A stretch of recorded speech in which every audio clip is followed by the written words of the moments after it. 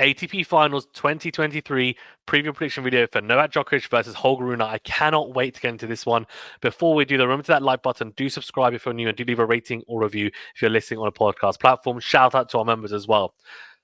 Look, guys, this is such an exciting match to get into because the head-to-head is 2-2. This is bragging rights to whoever wins this match. And on top of that, each match that they've played has never been a straight set victory. We've either had 3 sets in a best of 3 or 4 sets in a best of 5. So it just shows how the styles match up nicely to really bring us some extremely competitive tennis. And the style of Holger Rune actually isn't that easy for Novak Djokovic to completely dismantle. And that is a rarity. That's a rarity on the ATP Tour at the moment. He absolutely demolishes 97, 98% of the tour in pretty comprehensive fashion. And that's including some of the top 10 players as well. Holger Rune is one of the outliers who has a even head-to-head. It was actually 2-1 to him. Until Djokovic beat him recently in Paris. But again, a 3-setter. Again, Holger Rune, showing his worth. And yeah, I mean, there's a lot to dive into. So what we're going to do is, similar to what we do in our normal preview and prediction videos, I'm going to talk about that match, that most recent match between the two, because it was in Paris. So it was an indoor tournament, indoor hardcourt match, which is exactly what we're going to get in Turin here in this round robin affair. And look into that, just see where that match was won or lost a little bit, and also what Holger Rune might need to do to get the win, for example, and what Djokovic did well, or maybe even he can improve on as well. So some interesting insights into that. Then on top of that, I will break down tactically and technically what I think is going to end up playing out in the match. So just leading on from that, there's no need to go through matches from the tournament so far because this is the first match they're going to play in the round robin, and you could argue it's one of the most important matches as well for both players, because whoever gets this win, in my opinion, is going to be extremely confident going into the rest of the matches, especially because Holger Rune and Djokovic both have positive head-to-heads against Sinner and Tsitsipas. So that means that they would be very confident in winning all of their matches, whoever comes out victorious in this one. So let's talk a little bit about that 2023 match because, and actually before we do, let me just summarize kind of why this match is important. So they played 2 matches on indoor hard courts, both at the Paris Masters. This year, Djokovic won it in 3 sets at the quarterfinal stage, and last year, Rune won it in the final of the tournament in Paris last year, coming from a set down to win in 3. That, again, a really rare occurrence. And I think Holger Rune showed not only just quality in his play, but also a real mental fortitude that not many players on tour can have, really. And he almost matched Djokovic mentally, which is an incredible feat in itself, because I would argue he is probably the biggest mental giant in tennis ever. That's really how I see him. I see his mentality being the best that there can be in tennis, or the best that we've ever seen in tennis. But Holger Rune seems to have a pretty good mentality when it comes to facing, the 24 Grand Slam champion. So the 2023 match, then let's look a little bit into that, because I think that's quite important to then make a pretty informed decision on how I think this match is going to go. There are some very interesting things that happened in that match, and one of the most important things for me, and it's going to play out, I think, in the match, is going to be the Djokovic serve and Rune return dynamic. Djokovic won 80% of his second serve points in the first set of their Paris Masters match recently. That is just not good enough from Holger Rune. So 12 out of 15 points he won. Now, yes, there was great baseline quality from Novak, and we know how good he is at backing up his serve, first serve or second serve. We know the quality that he brings to the table when it comes to shot quality. Tennis Insights have some really interesting metrics on that. And Djokovic, after looking at that today, actually, they released it. He was at the top when it comes to backhand and forehand when it comes to shot quality. Holger Rune, interestingly, by the way, at the bottom of both. I think Alcaraz is the only one Actually, I don't even think Alcaraz. I think, yeah, Holger Rune was the worst for forehand and backhand.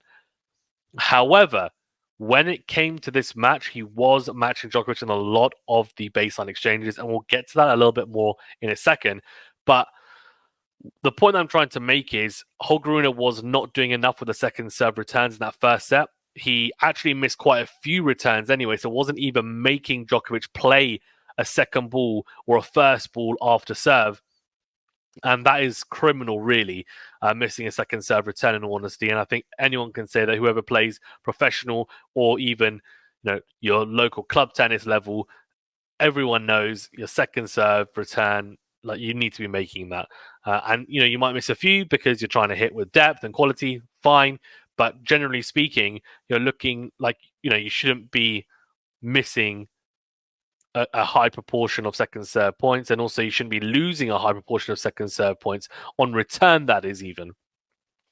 So that would have been disappointing for Rune in that first set, and he just didn't really know what to do. He was snatching at it a lot, and he was trying to take the ball early on the second serve return, which is fine. No issues with that at all, and he was trying to be aggressive, but it just wasn't quite paying off. He adjusted in the second and third sets. He had more success on the second serve of Novak Djokovic's, and he made some adjustments, and there were still some points where I was watching thinking, I don't think that's the right choice, and he was a little bit conservative. I saw a few forehand chips or slices on the second serve return, not really good enough against someone like Djokovic, who then went on to the front foot straight away and made him pay. He needed to be aggressive, like he was trying to be in the first set, but just needed to execute it better, in all honesty. And he started to do that. Now, it doesn't necessarily mean hitting through the ball and being hyper aggressive with a lot of pace through that return. It can even mean going deep down the middle. And Djokovic is a master at doing that. And Holger Rune, I've seen him do it, especially on a clay court. There's no harm in doing that on an indoor hard court. And yes, Djokovic, at times his feet may be too good. His movement may be incredible in the sense that he's able to actually set himself even from a deep, more loopy return, let's say. He might be able to set up a really aggressive +1 shot, but generally speaking, he's not going to be able to hit winners off that. So Holger Rune is very astute defensively. He needs to give himself the best possible chance in those return games to cause problems for Novak Djokovic, especially because the first serve of Djokovic is something that has become more and more of a weapon. And Holger Rune cannot afford to bank on being able to win a high proportion of those first serve return points even. He needs to really make sure that he makes those second serve return points count. Those are going to be crucial because those are the moments in Djokovic's service games where he's going to get little inroads that can build into something and open up break points. And that's how he's going to make a real dent into Djokovic serve, in my opinion. And we know that he can also have success on the first serve return, but generally speaking, I think the second serve return is just it's a must that he needs to do well on that return in the match that they have in Turin. Interestingly as well, by the way, talking of serve, Djokovic only lost 3 points on serve the whole of the third set. So the first set, if we isolate that second serve return, it's not good enough from Rune. Second set, he won it in a tiebreaker. Again, one more second serve points won, but, still obviously struggled a little bit. Tiebreaker, won it, great, saved a match point. Big thumbs up in terms of mental toughness. Third set, only won 3 points on Djokovic's serve, even 3 points. That's not good enough. And yes, Djokovic was serving, because I watched it. He was serving really well at times in spots, definitely. Yes, he was backing up beautifully. He only made one unforced error in that deciding set, if memory serves me correctly.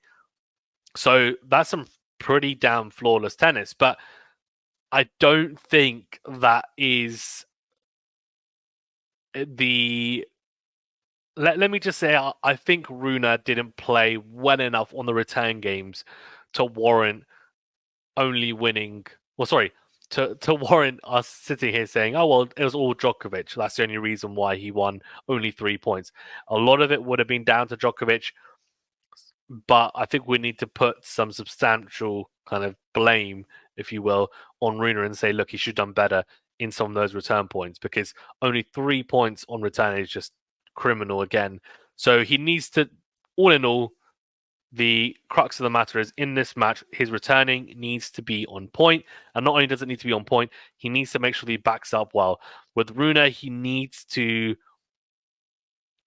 be proactive in the rallies. And again, that doesn't mean hitting 100-mile-per-hour forehands and just being reckless, being hyper aggressive. It means, look, try and dictate in the rallies. Don't be happy sitting back and say, okay, well, I'm just going to try and make the ball. As long as I make it, I can sit a foot, 2 feet behind the baseline and defend, and Djokovic might make a mistake, or I might be able to, find an opening to transition from defense to attack, but I'm not going to try and dictate in the points in a lot of the rallies. I'm happy to sit back and defend. That's just not good enough against someone like Djokovic at the moment. He's only lost 1 match on hard court this year. I think his record was 33-1, and the only person to beat him was Medvedev. So, look, he needs to be proactive, and the points that I was really impressed with when it came to Holger Rune in the match against Djokovic in Paris was when he was being aggressive. And when I mean aggressive, again, I don't mean being reckless. I mean calculated aggression. 25 out of 35 net points won for Rune in that match. That's 71%. That is, in my opinion, a very good return if you cater in to the fact that Djokovic is one of the best defenders, has one of the best passing shots ever, right? I mean, ever. Let's just be real. And Holger Rune, I don't think his shot quality is through the roof. So that means, okay, so he's coming forward most of the time anyway, at the right moments, and he's having success as well. Enough success to warrant utilizing that tactic. He's got really good hands at the net, does Holger Rune, and he's working with Boris Becker now, which I'm sure is probably helping his net game. And I think he needs to transition and come forward. He's got a good transition game. He needs to mix it up a bit. He can't always go into the Djokovic backhand, because Djokovic backhand pass is just phenomenal, but so is his forehand as well now. So it's going to be, look, there are some instances where he didn't go deep enough or wide enough with width into Djokovic. So it just meant that he was a little bit of a sitting duck at the net. So the approach shot's going to be key. The timing as well of when he comes forward is going to be key. But look, he had success. So it's definitely something for him to take forward into the match against Djokovic in Turin and continue to do. I think it's clearly a tactic that has and reaps rewards anyway. In terms of the rest of the matchup, well, I'm going to talk about the mental aspect quickly in this match, the Paris Masters match, and then also how that might play a part in Turin. Now, one of the biggest things for me was the fact that, look, I'm going to be honest. Holger Rune, as I said, mentally really impressive. The fact that he managed to save a match point, the fact that he managed to save a match point in the second set and then recover and win that second set and then take it into a third, I thought was really, really impressive. And he fought really hard. He was really, really good for, especially in that second set after the match point. I thought he was really good, saved it nicely, was competitive in the third set. Yes, maybe he didn't play his best tennis, but he did cut his hand. So do we factor that in? We'll see. In terms of the tiebreak as well, that really impressed me. Now, Djokovic definitely didn't play a very good tiebreaker. That has to be said. But to beat Djokovic in a tiebreaker is really impressive, because Djokovic is the king of tiebreaks. He's so good in tiebreaks. He goes into lockdown mode for the most part, and the fact that Holger Rune came through that, I thought, to me, was extremely impressive. Won it comprehensively as well. So he can take some confidence from that going into this match, that, look, mentally, I'm going to fight. I'm going to make it difficult for Djokovic. I'm going to put my best foot forward. And I think he does raise his level against Djokovic. He's not. There's a lot of players on tour, I think, are scared, intimidated by Djokovic. Rune doesn't have that at the moment. And I think, obviously, the fact that the head-to-head is close, it's 2-2, it's even.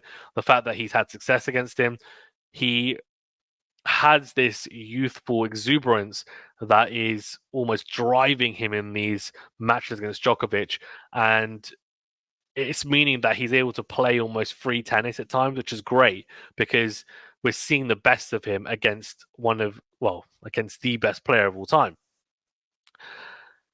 In terms of things to note, well, Djokovic is on an 18-match winning streak.